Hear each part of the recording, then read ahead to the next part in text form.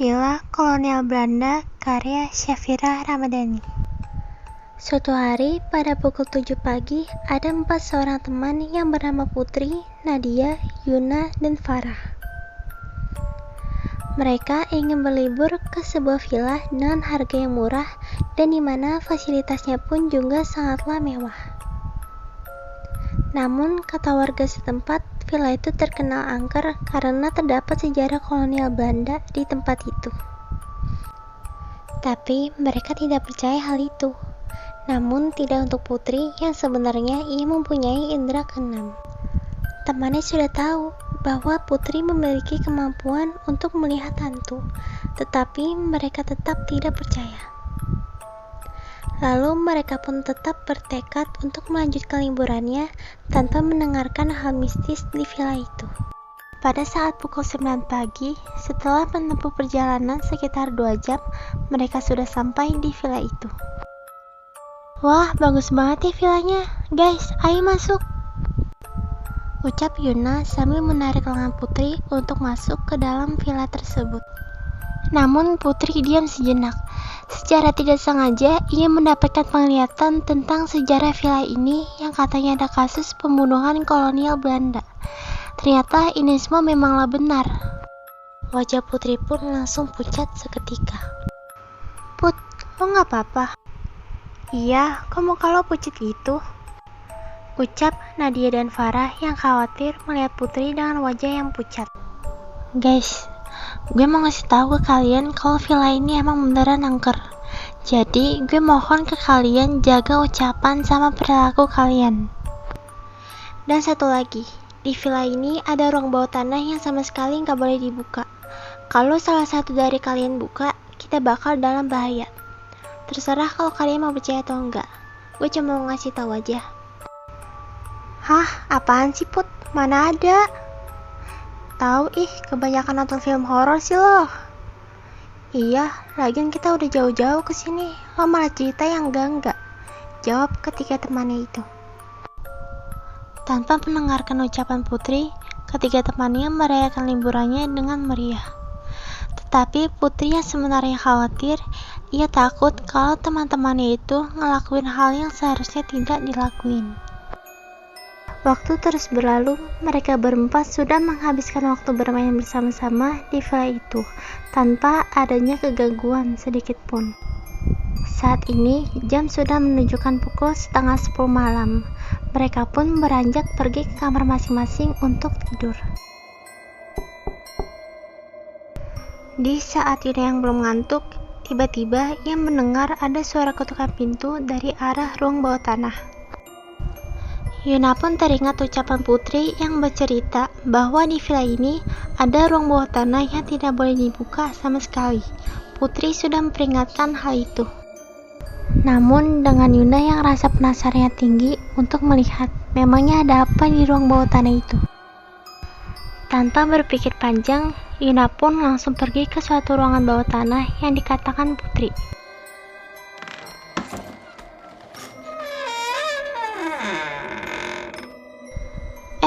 Gak terkunci ternyata. Masuk aja kali ya. Gue juga penasaran.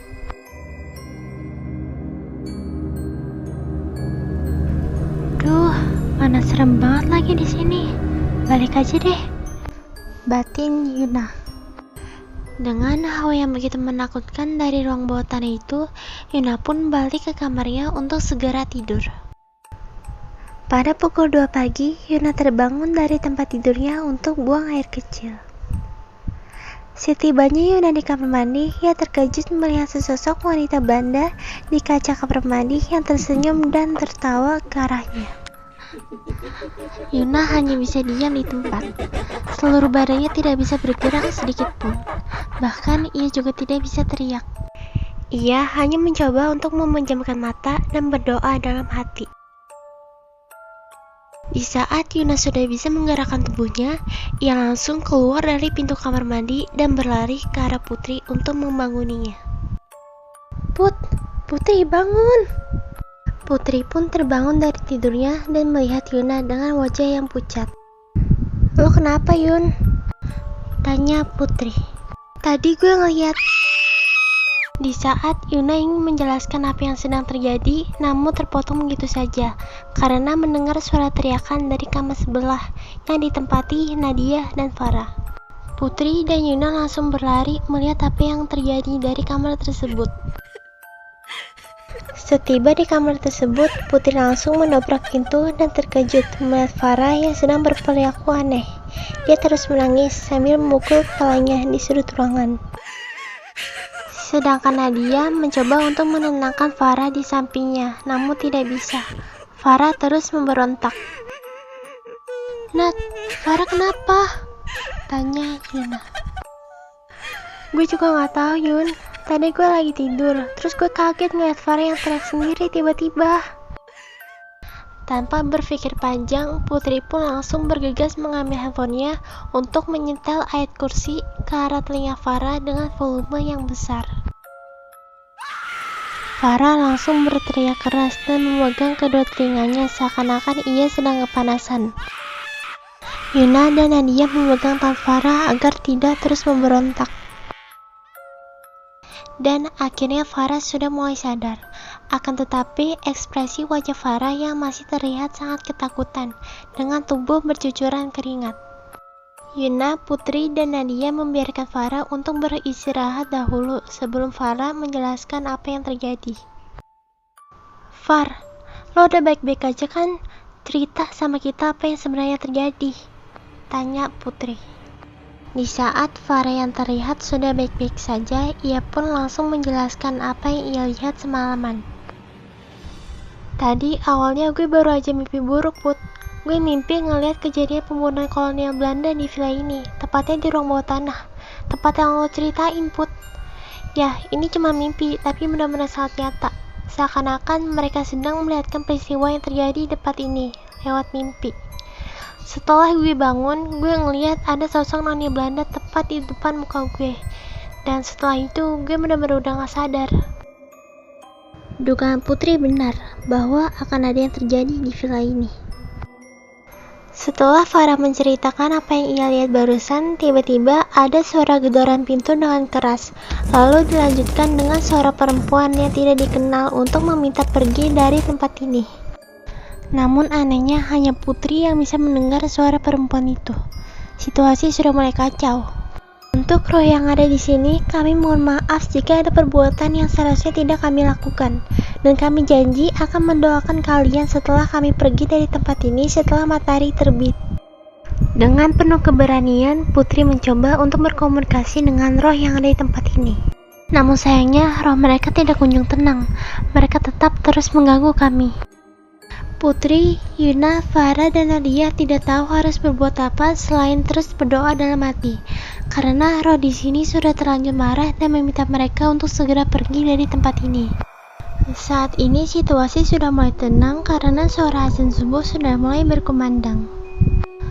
Mereka berempat pun langsung melaksanakan ibadah salat subuh terlebih dahulu sebelum mereka beranjak pergi dari villa ini, karena mereka tidak mau situasi mencekam pun terjadi lagi. Dan tidak lupa untuk mendoakan arwah-arwah yang ada di villa ini agar mereka semua tenang. Guys, gue tahu salah satu di antara kalian pasti buka pintu ruangan bawah tanah itu. Roh di sini nggak mungkin ganggu kita begitu aja. Bukannya gue udah peringatin ke kalian kalau apa yang gue lihat di penglihatan gue, pintu ruang bawah tanah itu nggak boleh dibuka. Karena di tempat itu orang-orang Belanda zaman dulu dibunuh secara brutal.